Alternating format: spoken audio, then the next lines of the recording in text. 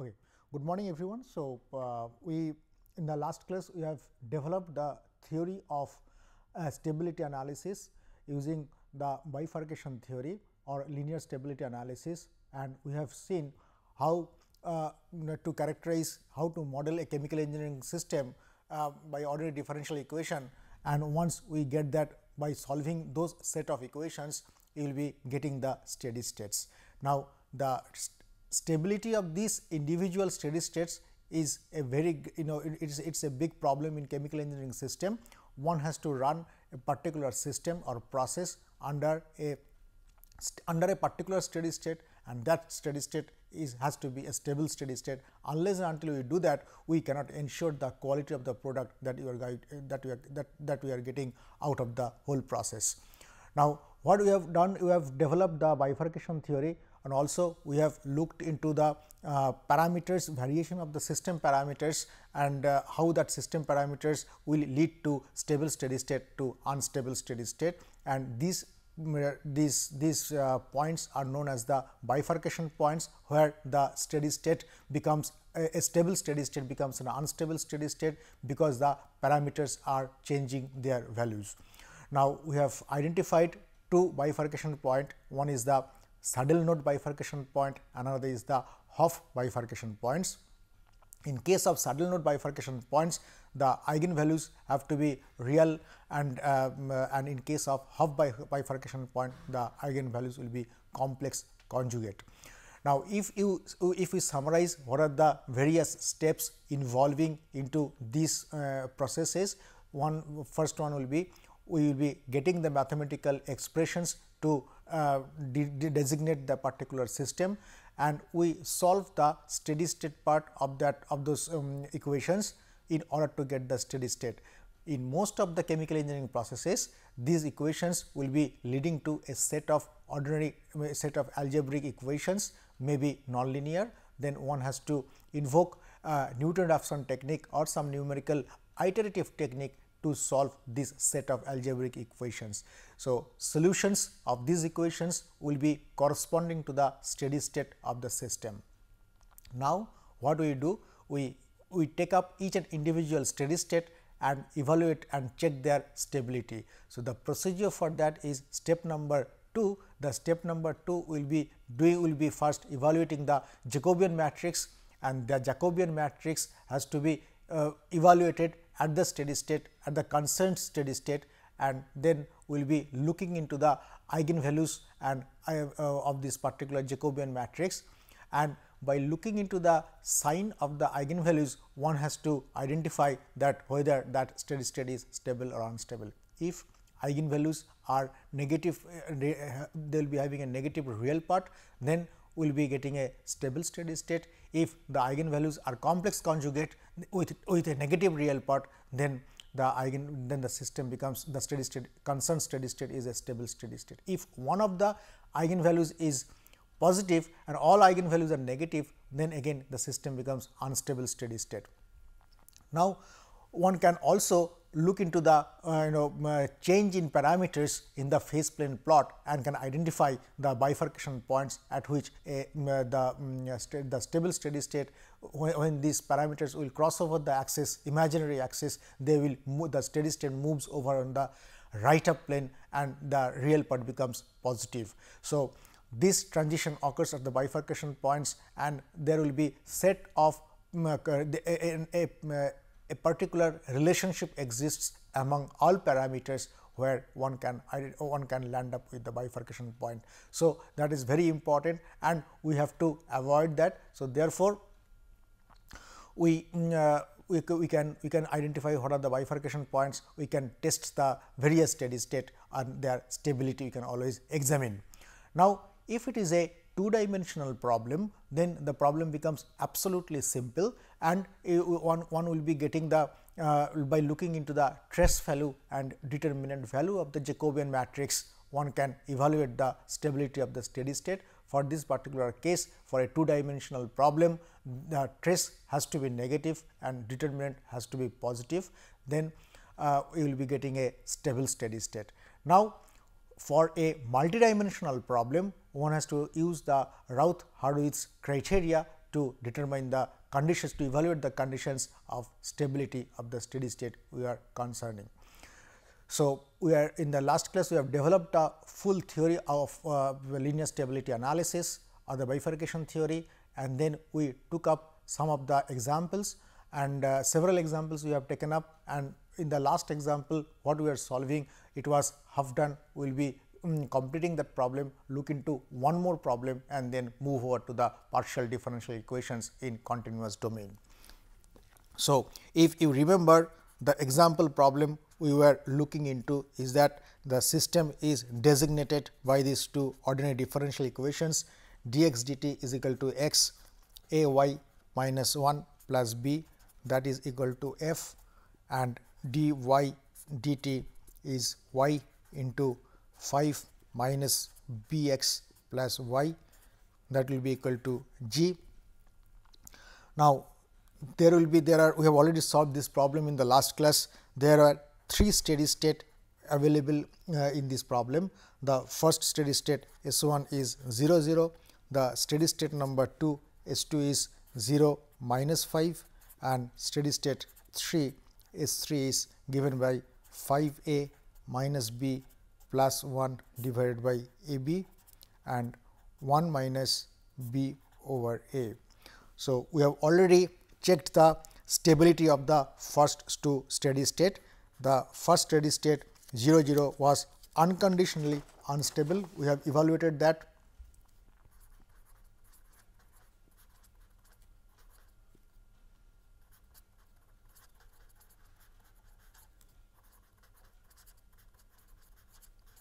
Unstable, and this will be stable if the following conditions will hold good. If a is greater than b minus 1 divided by 5 and 5 a is greater than b minus 6,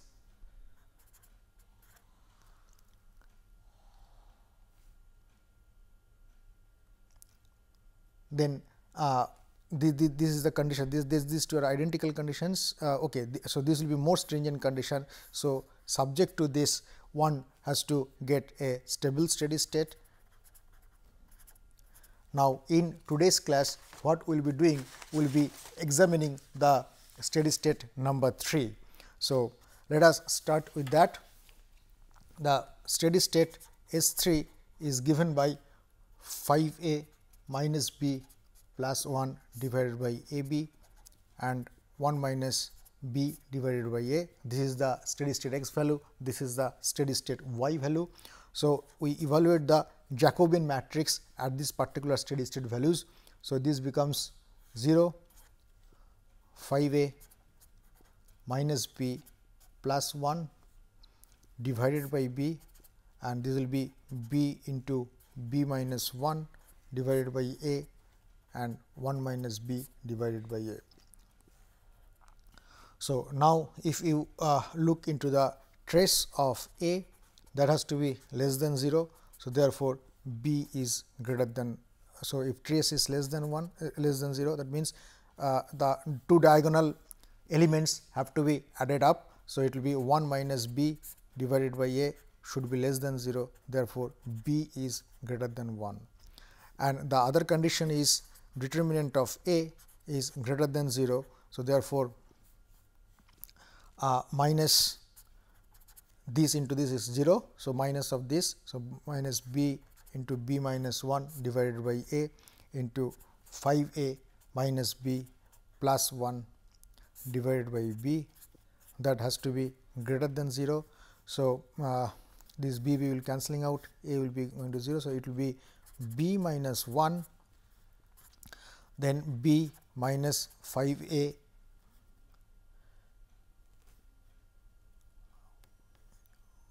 or we can put it like this, b minus 5 a minus b plus 1 should be. So, there is a minus sign, but this should be less than 0. So, this condition can be satisfied, but we have already seen that for a stable steady state, trace must be equal to 0, that means b must be greater than 1. That means, in order to, so this is always positive. Now, to get a negative number, it has to be negative, then only the product will be negative. So, therefore, in order to get the stability, we must have minus b plus 5a plus 1 should be less than 0. So, b should be greater than 5a plus 1. So, if these two conditions are satisfied simultaneously, b is greater than 1 and b is greater than 5a plus 1, and a is always if you remember, a is always positive and it is a non-zero positive parameter. So, therefore, therefore, b is greater than 5a plus 1 will be always satisfied. So, using these two conditions, b has to be positive and it has to be greater than 1, and secondly it has to be greater than 5a plus 1. So, if these two conditions are satisfied, then the steady state S3 is stable and we will be getting a very stable steady state. Now, we will be looking into the next problem. The next, so that completes this problem, then we will go to the next problem. Next problem is the chemical engineering system is characterized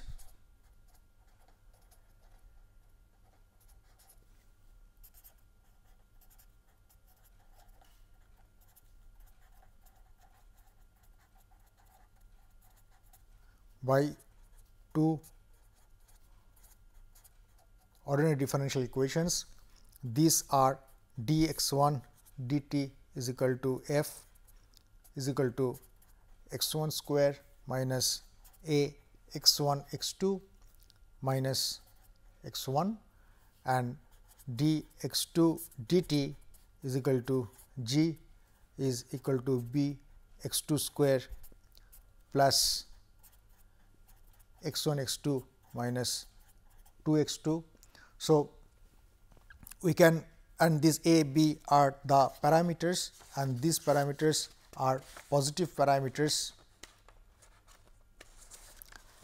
in the system. So, one can get the various steady states and check into the solution of the steady state. Now, first step will be evaluation of steady state.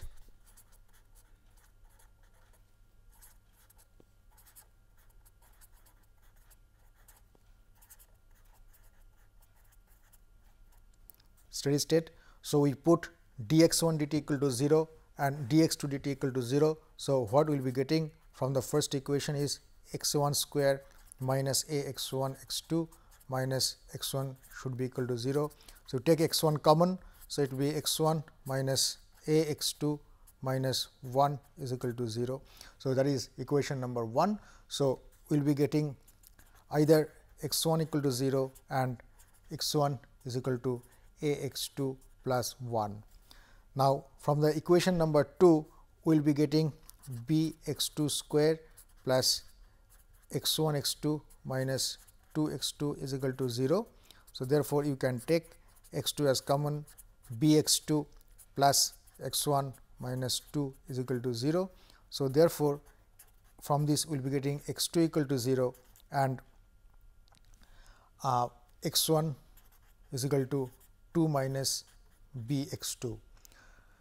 So, we will be getting two steady state, one is x1 equal to 0, another is x2 equal to 0. So, we can identify the steady state 1 as x1 equal to 0, x2 is equal to 0. Now, one can solve these two equations simultaneously and can get the second steady state. If we really solve them, it will become a x2 plus 1 is equal to 2 minus b x2. So, we can take x2 common, change over the sides, this becomes a plus b and it will be 2 minus 1 is 1. So, x2 will be 1 over a plus b, and what is x1? x1, if you remember, this becomes 2 minus b x2. So, b divided by a plus b. So, it becomes 2a plus 2b minus b divided by a plus b. So, this will be 2a plus b divided by a plus b. So, that will be second steady state. So, steady state 2 will be first, so this will be 1 over x is equal to 2a plus b. So, it will be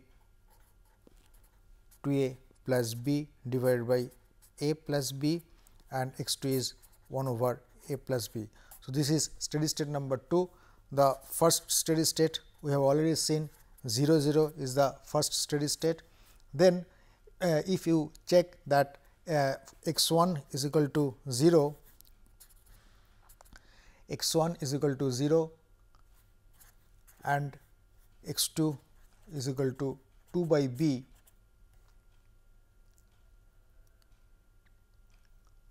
is another steady state, because if you look into this equation, x 2 is equal x 1 is equal to 2 minus x 1 is equal to 2 minus b x 2. So, putting x 1 equal to 0, you will be getting another solution 2 by b. So, steady state number 3 will be 0 and 2 by b. So, this will be the third steady state. Similarly, you can get another steady state, that is steady state number 4.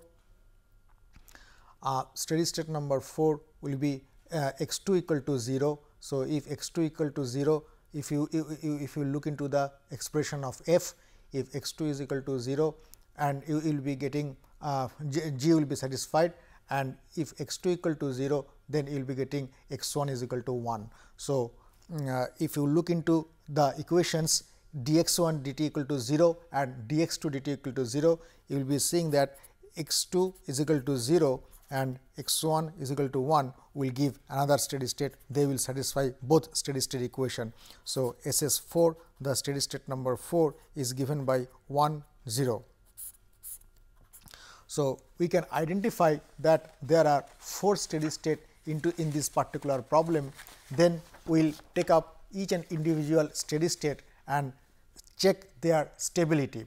So, next we will do, so we have identified the steady state. Next what we will do, we will be evaluating the Jacobian matrix and evaluate each and every for each and every steady state we will evaluate the Jacobian matrix. Next we evaluate the Jacobian matrix, that will be nothing but partial derivative of f with respect to x 1, del f partial derivative of f with respect to x 2, partial derivative of g with respect to x 1, partial derivative of g with respect to x 2. So, that is the Jacobian matrix. If we evaluate all these partial derivatives and put them into here in the elements of the matrix, this becomes 2 x 1 minus a x 2 minus 1 minus a x 1 x 2 2 b x 2 plus x 1 minus 2. So, this is the Jacobian matrix. Now we take up individual steady state and check their stability. First steady state we talk about is 0 0. So, j becomes minus 1 0 0 and minus 2. We evaluate the j minus lambda I, the eigenvalues. So, it becomes minus 1 minus lambda 0 0 minus 2 minus lambda. So, we evaluate the eigenvalues, the put determinant of j minus lambda I is equal to 0. So, therefore, we will be getting lambda 1 is equal to minus 1 and lambda 2 is equal to minus 2. So, this steady state is unconditionally stable. 0 0 is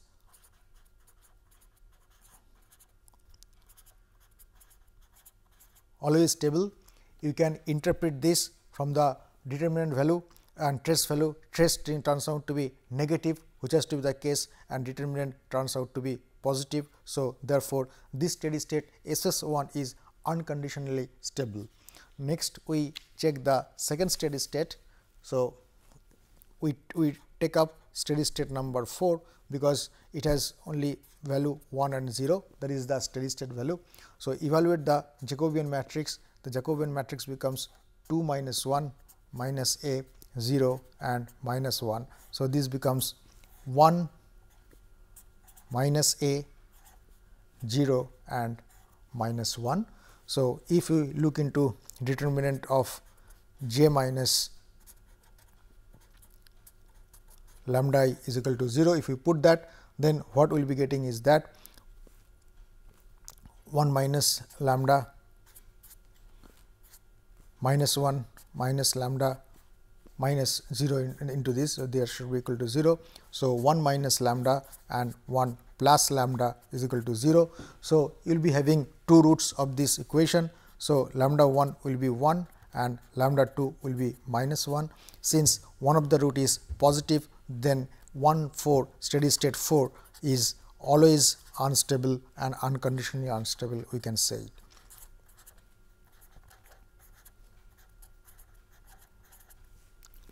Okay. Next, we check the third steady state. The next steady state will be 0 and steady state number 3. So, it will be 0 and 2 by b, and this will be given by the now we evaluate the Jacobian matrix at these values. So, it will be minus 2b by a minus 2a by b minus 1 0 2 by b, then 2b into 2 by b plus 0 minus 2. So, this becomes minus 2a by b minus 1 0 2 by b and 2.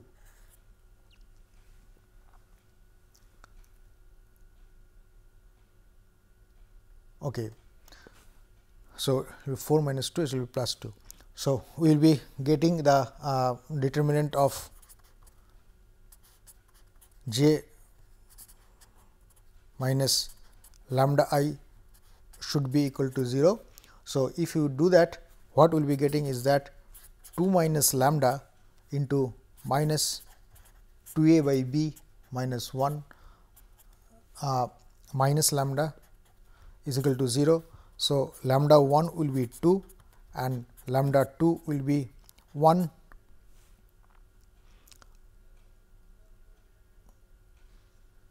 So, lambda 2 will be it will be 2a minus b minus 1 minus lambda. So, lambda 2 will be 1 minus will be in common 1 plus 2a by b, but since you will be having one eigenvalue. So, there will be minus sign here. So, this will be positive. So, it will be lambda 2 will be negative, but lambda 1 is positive. So, therefore, steady state 3 will be unconditionally unstable, is steady state 3 is always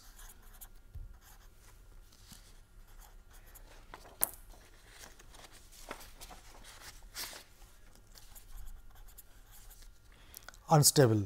So, likewise we can evaluate the steady state 4 as well. The steady state 4 becomes the complicated one. So, SS 4 is 2a plus b divided by a plus b and 1 over a plus b. So, therefore, we evaluate the Jacobian matrix at this. So, this becomes 2 into 2a plus b divided by a plus b minus a divided by a plus b minus 1 minus a into 2a plus b divided by a plus b 1 over a plus b, then this becomes 2b by a plus b plus 2a plus b divided by a plus b minus 2.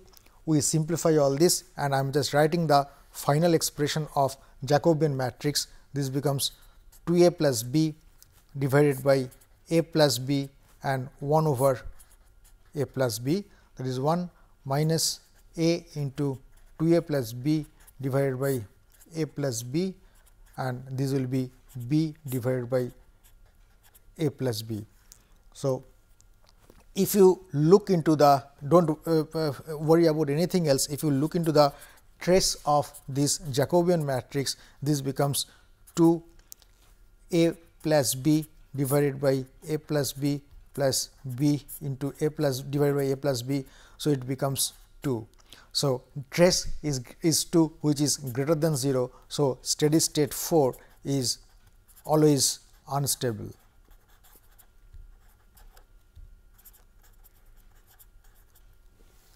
So, therefore, this way we can evaluate the that completes this problem, and this problem demonstrates how the various steady states of a particular problem can be evaluated, can be checked for its stability, and also we can look into the combination of the parameters for which the system becomes stable or the steady state becomes stable or unstable.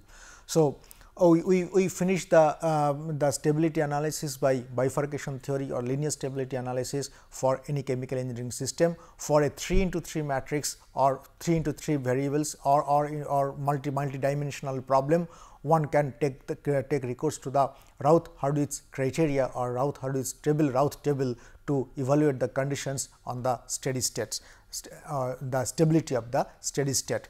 Next, we move forward and we will move towards the differential equations, and first we will talk about some of the basic definitions of the differential equations, and we will be mostly talking about partial differential equations.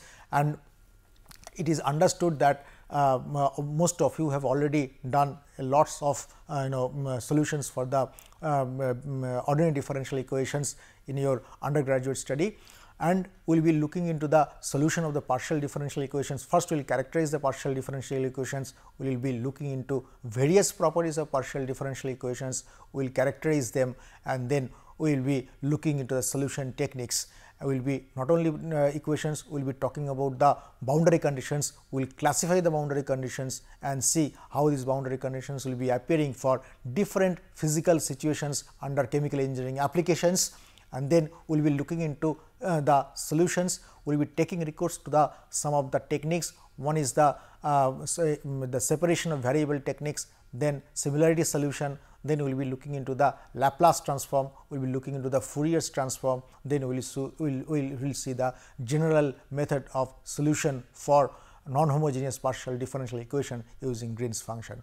So, let us, with that preamble, we will start the portion of partial differential equation.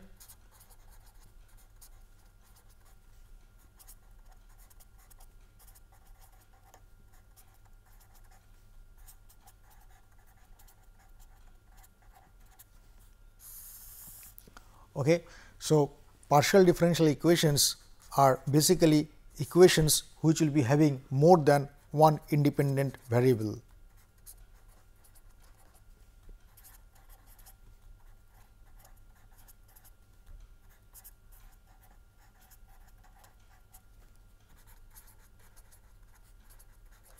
If your system or equation have more than one independent variable, then it is called a partial differential equation. Next, we talk about the order of PDE. Order is the highest derivative, ordered is the highest derivative appearing in the equation.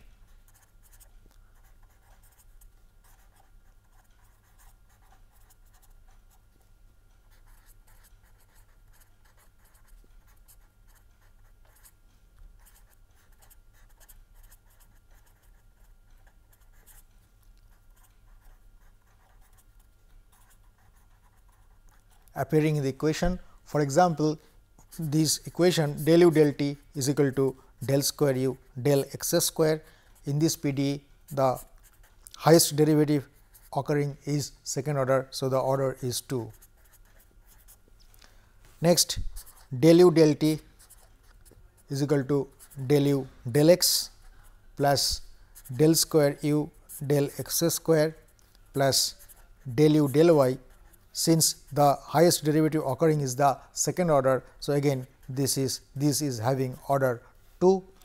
For example, del u del t is equal to del u del x plus del cube u del x square del y, then the highest derivative that is appearing is 3. So, it has an order of 3. So, the highest derivative that is appearing in the partial differential equation is defined as its order. Then we will discuss about the linearity and nonlinearity of the partial differential equations. So, first we talk about the linear partial differential equation.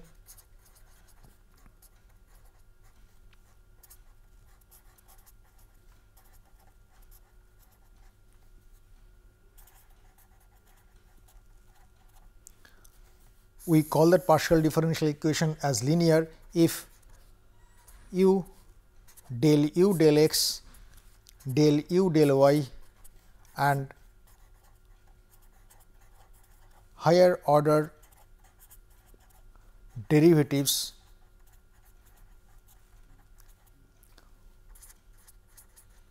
occur at most in first power and no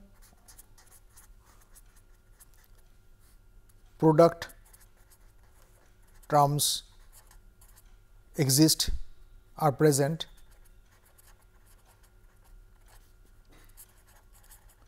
between these. Then we call these partial differential equations as linear. That means power means del u del x raised to the power 1. If that is the case, then this is linear partial differential equation. Similarly, if we have a term del u del y square, then it is not linear. Similarly, if we have a term del square, if we have a term del square u del x square, this is having order 1, but power 1. Del square u del x square square. So, this will be having this order, the del square u del x square is order 2, but power 1. In this case, this will be order 2, but power 2.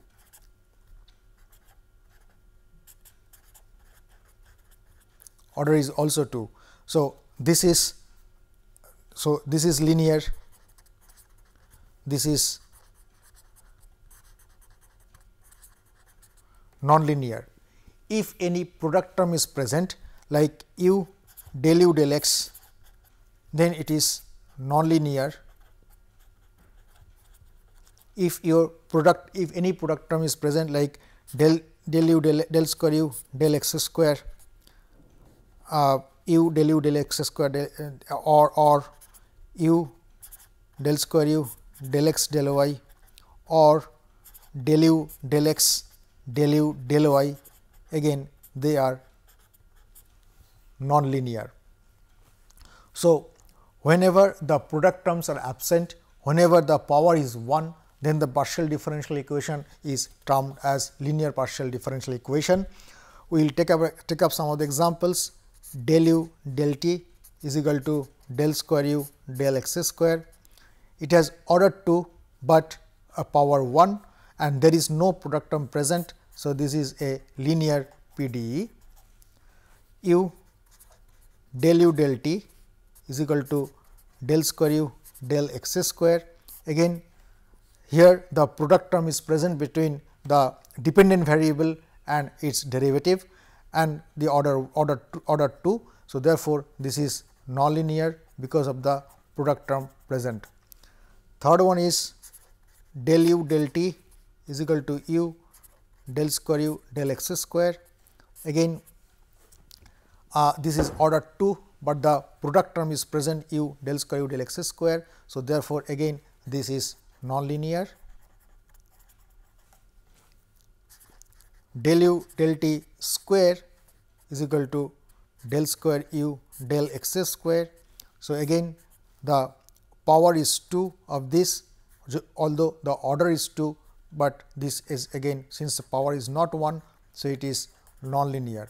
So, the important is the power should be 1 and no product of dependent variable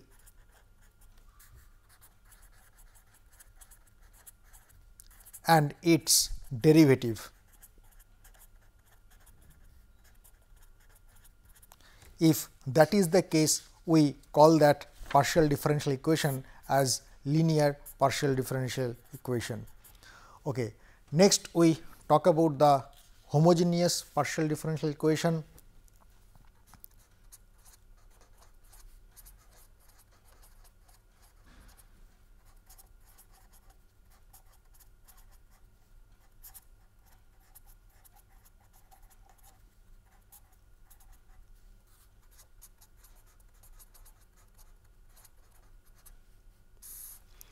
In case of homogeneous, if every term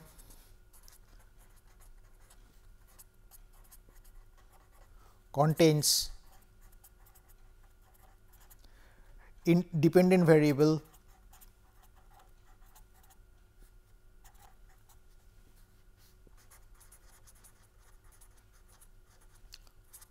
or its derivative,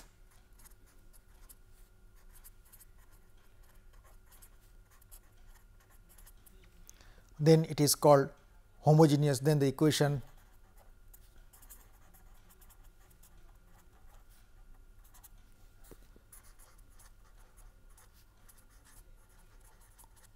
homogeneous.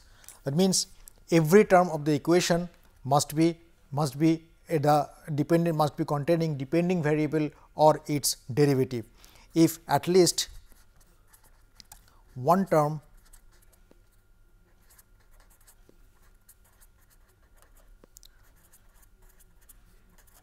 does not contain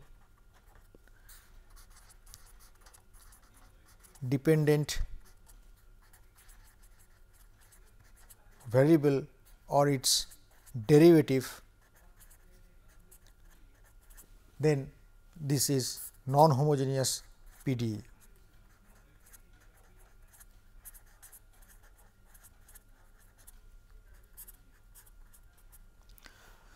So, I will take up some example.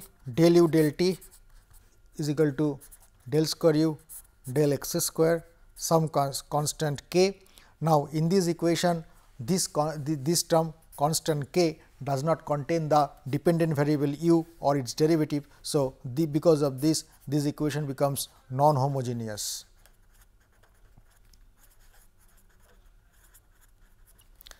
Del u del t is equal to del square u del x square plus sin x. Now, this term contains the independent variable, but this term does not contain the dependent variable. So, again, this is again a non-homogeneous equation. On the other hand, just look into this example. Del u del t is equal to del square u del x square plus u sin x. In this equation, all the term contains the dependent variable u and its derivative contains u. So, again this is homogeneous.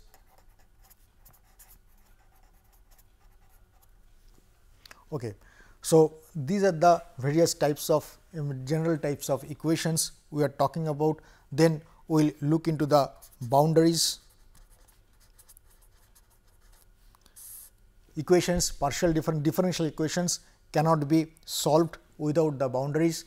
Now, there are two types of boundaries generally we consider. One is the closed boundary, another is the open boundary. What are closed boundaries?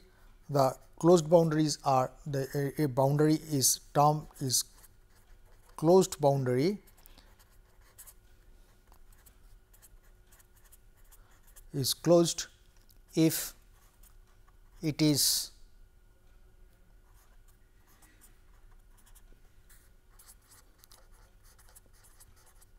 completely surrounded the region of interest and boundary conditions are specified everywhere on that boundary.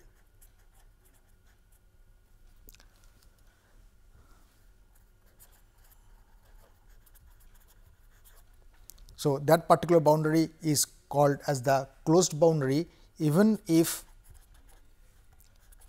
a part of boundary goes to infinity and we specify boundary condition at infinity, it is a closed boundary.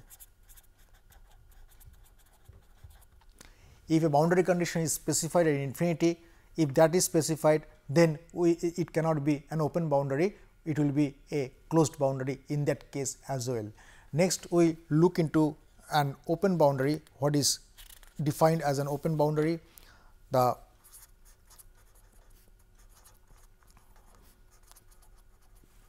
open boundary is defined as when a part of the boundary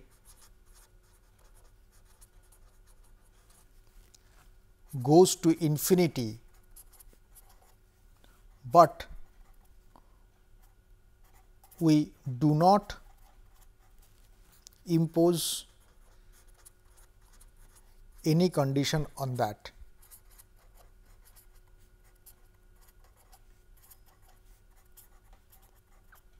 Then the boundary is called the open boundary. Okay. So, I will give an example for this particular problem. Let us say del u del t is equal to del square u del x square. Now, in this case x at x is equal to 0, u is equal to 0, at x is equal to infinity, and let us say at x equal to 0, u is equal to u naught, at x is equal to infinity, u is equal to 0.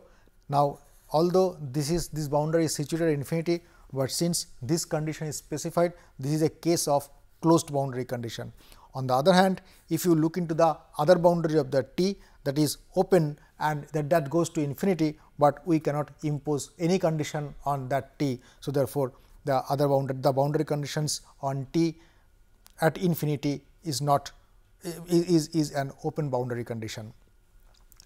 Next, we look into the several types of boundary conditions, classifications of boundary conditions.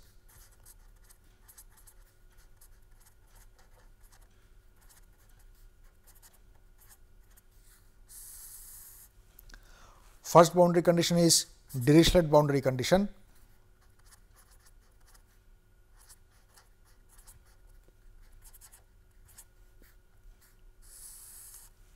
Now, in this case, whenever the value of dependent variable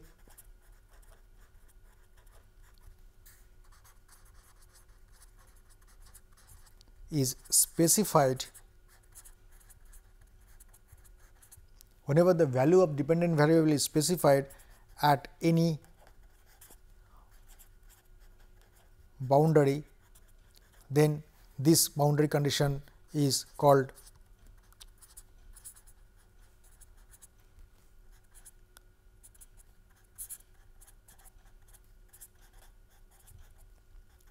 Dirichlet boundary condition. For example, at y is equal to 0, t is equal to t naught.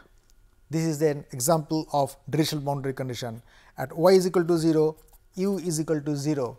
So, this is an example of Dirichlet boundary condition, where the value of the dependent variable is specified, whether it is 0 or some specified value. So, then we call this boundary condition is Dirichlet boundary condition. Next, we talk about next boundary condition is Neumann boundary condition.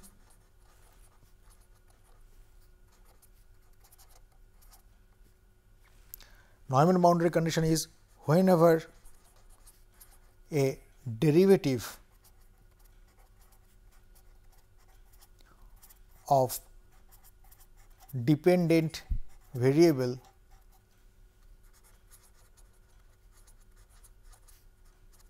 is specified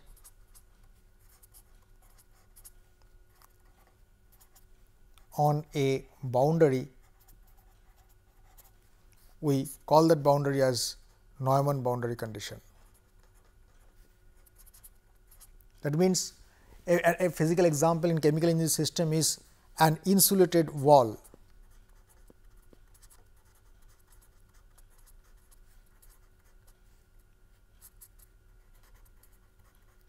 An insulated wall means at a boundary on some surface S, you have minus k del t del y will be is equal to on a surface S will be minus k del t del s.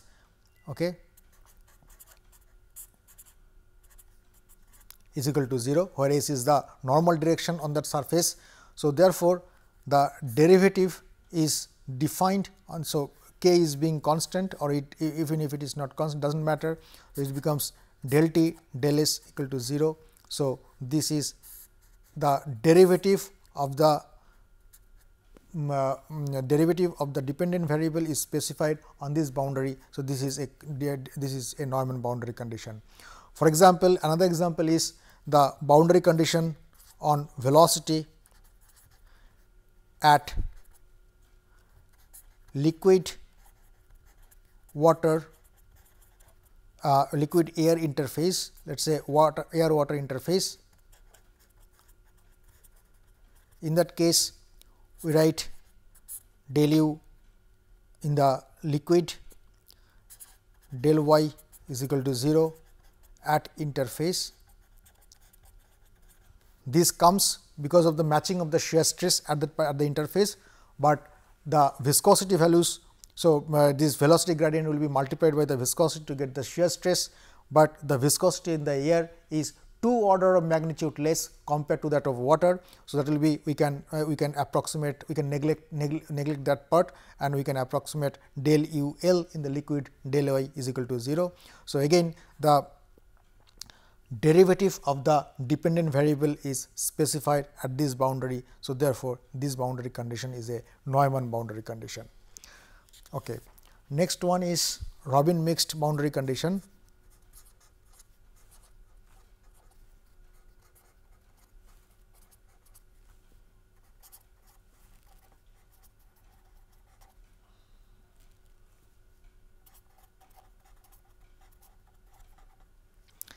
In this case, at any boundary,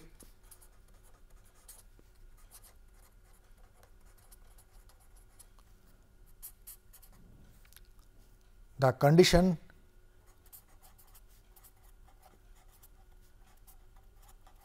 is given by an algebraic expression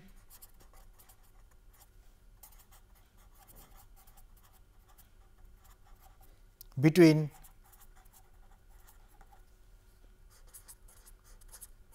dependent variable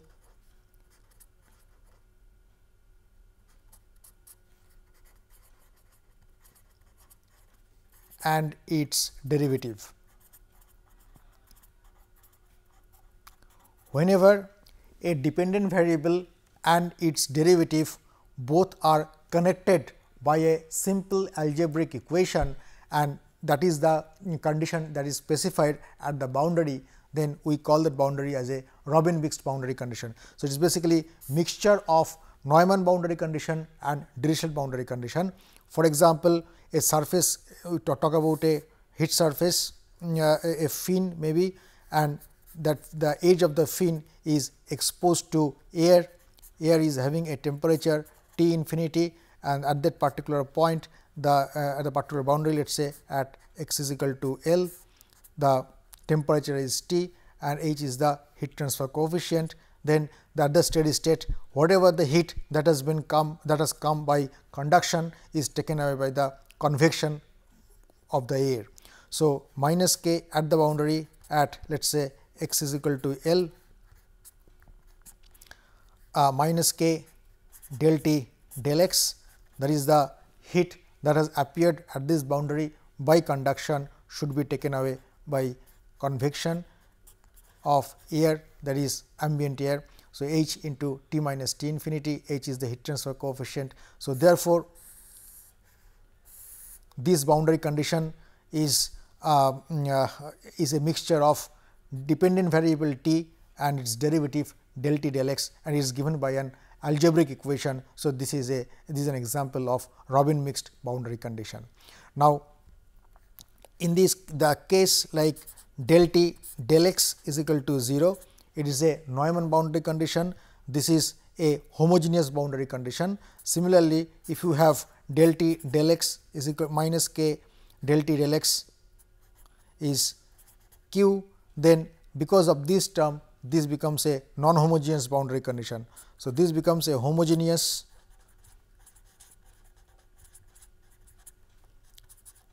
boundary condition and this becomes a non-homogeneous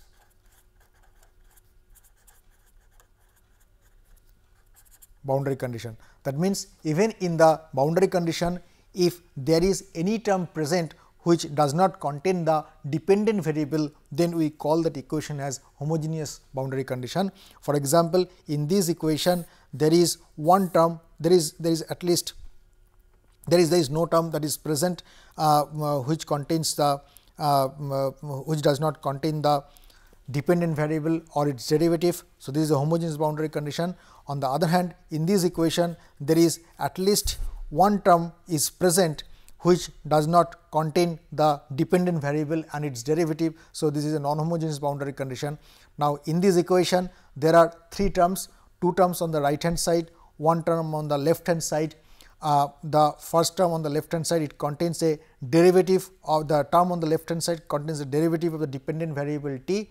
The first term on the right hand side, it contains the dependent variable t h times t, and the second term on the right hand side, it contains a constant term h into t infinity, which does not contain the dependent variable. So, this term does not contain dependent variable. So, therefore, this is a non-homogeneous term and this boundary condition is a non-homogeneous boundary condition. On the other hand, if we can we can make the non-homogeneous boundary condition, we can make it homogeneous, minus k del T del x is equal to h t minus t infinity. So, this is a non-homogeneous boundary condition.